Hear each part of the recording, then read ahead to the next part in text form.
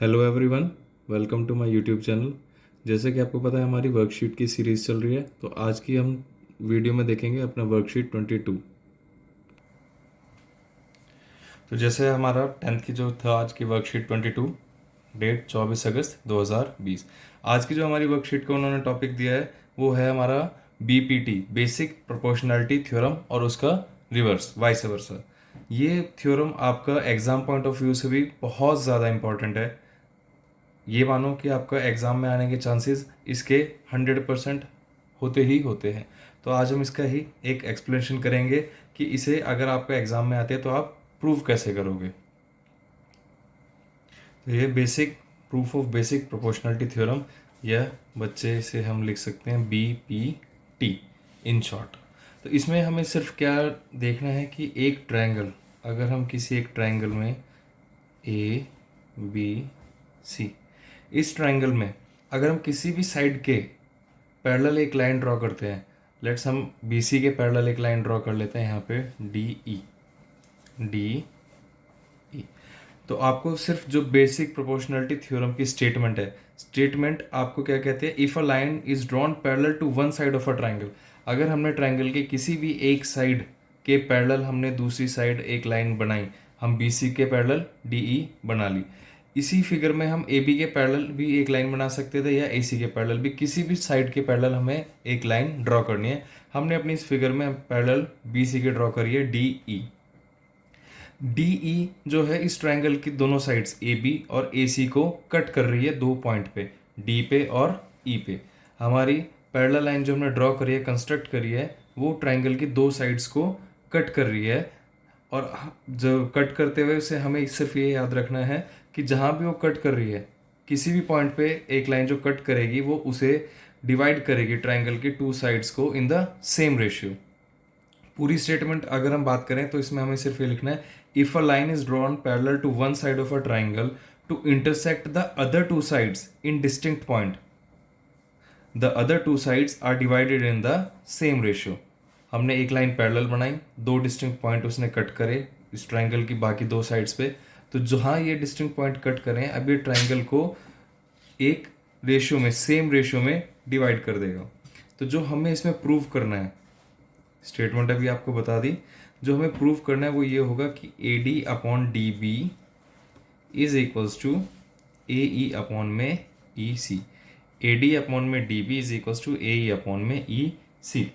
तो इसे करने के लिए, प्रूव करने के लिए हमें सबसे पहले क्या करना है, कुछ कंस्ट्रक्शन करनी पड़ेंगी। कंस्ट्रक्शन के लिए क्या है, आपको B को E से ज्वाइन करना है और D को C से ज्वाइन करना है। पहली कंस्ट्रक्शन ये है कि B को E से ज्वाइन कर दो, C को D से ज्वाइन कर दो। और एक और कंस्ट्रक्शन जो आपका होगा कि आपको यहाँ से AD से ये एक परपेंडिकुलर बनाना है, और ऐसे ही एक पॉइंट E से आपको परपेंडिकुलर बनाना है। और दोनों का नाम दे दिया, इसको दे दिया आपने M और इसे बोल दिया हमने N। ये कंस्ट्रक्शन आपको इसमें करनी है। ये कंस्ट्रक्शन करने के बाद अब आपको पता है एरिया ऑफ ट्राइंगल, हमें किस किस ट्राइंगल के कौन कौन सी साइड चाहिए, AD DB AE EC, AD DB AE EC। तो आपको हम इस ट्राइंगल में, इन ट्राइंगल ADE ADE, इस ट्राइंगल की बात करते हैं, area of triangle ADE। ADE का triangle, area of triangle half multiply base multiply height. Area of triangle आपको पता है half into base into height. तो हाफ इंटू, अगर हम बेस AD लेंगे तो AD के परपेंडिकुलर हमारी हाइट क्या हो जाएगी, EN। और अगर हम बेस AE लेंगे तो AE के परपेंडिकुलर हमारी हाइट हो जाएगी DM। अगर हमने बेस AD लिया तो EN परपेंडिकुलर आ जाएगा। अगर हमारा बेस AE है तो अब हमारे पास परपेंडिकुलर डिस्टेंस हो जाएगा DM। अब हम बात करते हैं ट्राइंगल BDE, क्योंकि हमें जो फर्स्ट साइड से चाहिए थी AD और AE, उसके अकॉर्डिंग हमने AD ट्राइंगल की बात कर ली। अब है area of triangle D E. Area of triangle B D सेम, half into base into height, base into height. तो हमारे पास हाफ इंटू बेस क्या हो जाएगा, B D multiply height. Height के लिए क्या आ जाएगा हमारे पास, ई एन। ऐसे ही similarly area of triangle D E C is equals to half into base into height. तो हाफ इंटू बेस के लिए आपके पास आ गया E C multiply D N, half into base into height. अब इसे करने से पहले, इससे आगे बढ़ने से पहले हमें सिर्फ एक कंसेप्ट पढ़ना है। पहले वो कंसेप्ट देख लेते हैं, फिर इसे कंटिन्यू।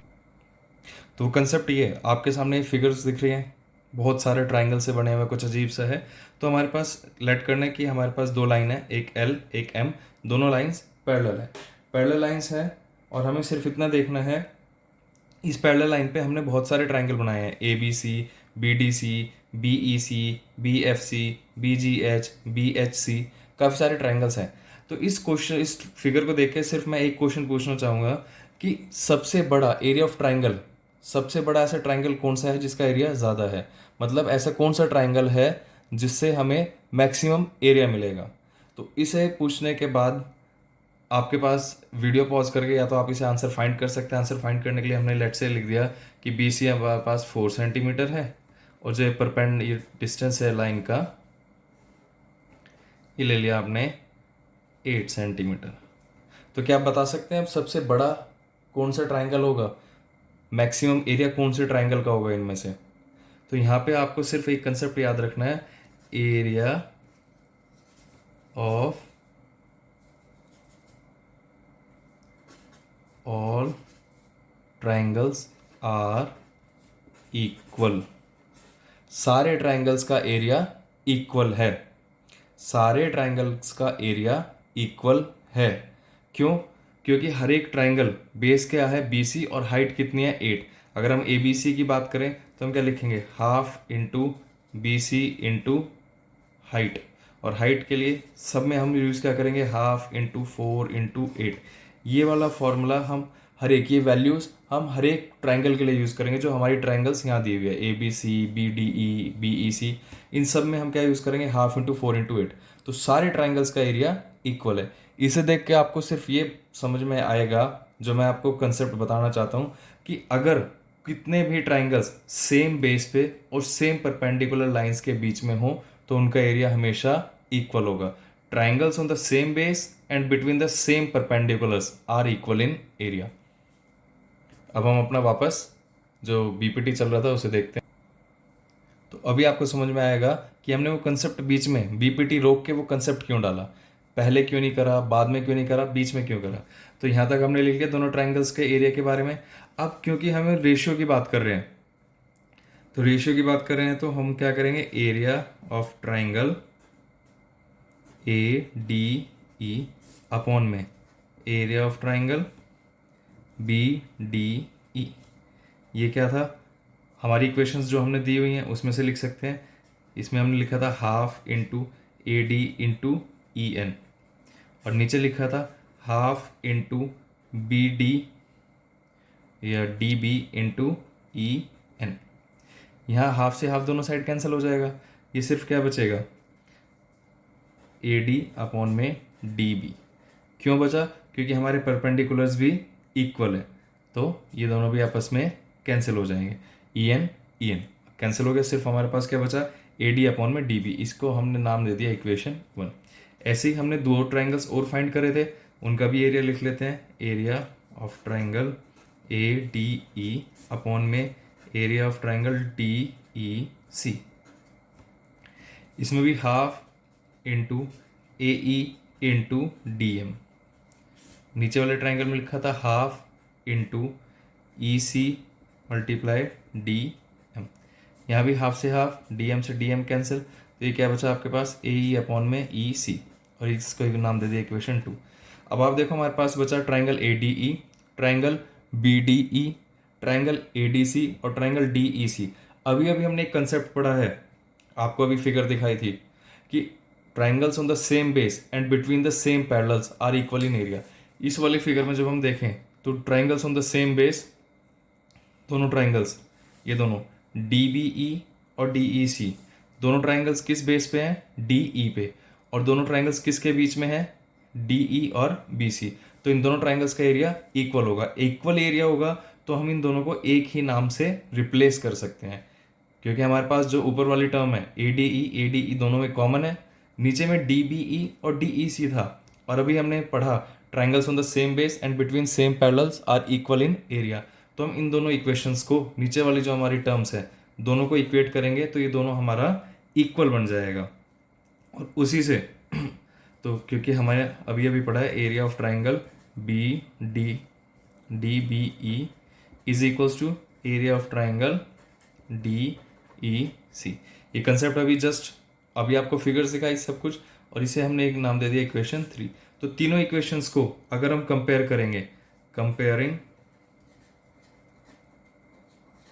1, 2 एंड 3, तीनों इक्वेशंस को अगर हम कंपेयर, जैसे हमने तीनों इक्वेशंस को कंपेयर करा तो हमें क्या मिला? AD अपॉन में BD is equals to AE upon में EC। यही रिजल्ट हमें प्रूव करना था, यही रिजल्ट हमें प्रूव करना था। ये हो गया हमारा BPT, बेसिक प्रोपोर्शनैलिटी थ्योरम। तो ये आ गया ना हमारा, तीनों इक्वेशन कंपेयर करी, ये रिजल्ट हमारा यहाँ पे कंप्लीट हो गया। अब इसी में आपको सेम रिवर्स ऑफ BPT है, जो हमने पढ़ा था ट्राइंगल्स में कि एक ट्राइंगल में लाइन पैरेलल दी हुई है, कंस्ट्रक्ट करेंगे तो सेम रेशियो में डिवाइड करती है। तो इसका रिवर्स है कि if a line divides any two sides, अगर कोई लाइन ट्राइंगल्स की दो साइड को सेम रेशियो में डिवाइड करेगी तो वो लाइन तीसरी साइड के पैरेलल होगी। तो हम अब आपको एक एग्जाम, तो अब जब मैं एक क्वेश्चन दिया हुआ है इसमें, वो क्वेश्चन कर लेते हैं। दिया ABC एक ट्राइंगल है, उसमें DE BC के पैरेलल है। ये x 3x + 4 x + 3 और ये है 3x + 19। अभी हमने BPT थ्योरम पढ़ी है कि ट्राइंगल दिया हुआ है, ट्राइंगल में एक साइड पैरेलल है तो इनकी साइड्स का रेशियो भी इक्वल होगा। मतलब x अपॉन 3x + 4 किसके इक्वल होगा? 3x + 3 अपॉन में 3x + 19 के। हम दोनों को क्रॉस मल्टीप्लाई करेंगे तो x 3x से मल्टीप्लाई होगा, फिर 19 से, तो ये हो जाएगा 3x² + 19x is equals to, ये पूरी टर्म इस पूरी टर्म के साथ मल्टीप्लाई होगी, पहले 3x पूरे के साथ मल्टीप्लाई होगा तो 3x × x 3x², 3x × 3 + 9x, 4 × x + 4x, 4 × 3 + 12, 3x² दोनों साइड से कैंसिल हो गया, 19x is equals to 9x + 4x 13x + 12, तो 19x 13 यहाँ प्लस के साइड आके -13x इज इक्वल्स टू 12, तो 6x इज इक्वल्स टू 12। यहाँ से हमारे पास x की वैल्यू आ गई 2। तो इसी तरह से एक और क्वेश्चन दिया हुआ है, वो आप अपने आप सॉल्व करके देख लेना। कोई डाउट होगा तो नेक्स्ट वीडियो में हम उसको क्लियर कर लेंगे। वीडियो को आगे शेयर करें और चैनल को सब्सक्राइब करना ना भूलें। Thank you.